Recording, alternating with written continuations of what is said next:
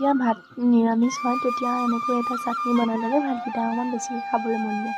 এয়া দেখিছেনে, এটা ভোল লৈ ল'লোঁ আৰু ইয়াত তেল গৰম কৰি ল'লোঁ। ভোলটো ধুনীয়াকৈ কাটি মেলি অকণমান কেৰাহীত ভাজি লৈছোঁ। আপোনালোকে ইচ্ছা কৰিলে ভোলটো পুৰিও ল'ব পাৰে জুইত।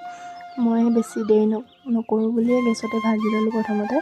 আৰু ভোলটো ভাজোঁতে মই অকণমান হালধি, অকণমান কাশ্মীৰ পাউডাৰ আৰু অকণমান নিমখ দি পেলানি এনেকৈ অকণমান সময় ভাজি লওঁ। এই চাটনিবিধ খাবলৈ খুব টেষ্টি হয়। আৰু এনেকৈ ভাজি লোৱাৰ পিছত এইখিনি মোৰ প্ৰায় ভজা হৈ গ'ল। দেখিছেনে, কালাৰটো ইমানলৈকে অহালৈকে ভাজিলেই হৈ গ'ল। আৰু এতিয়া এইখিনি মই ধুনীয়াকৈ কাঢ়ি ল'ম মিক্সাৰ বাতিটোতে। আৰু তাৰপিছত মই এইখিনি ধুনীয়াকৈ মিক্সাৰত মাৰি গ্ৰাইণ্ড কৰি ল'ম। আপোনালোকে এবাৰ খাই চাব এই চাটনিটো কিমান টেষ্টি হয়। আৰু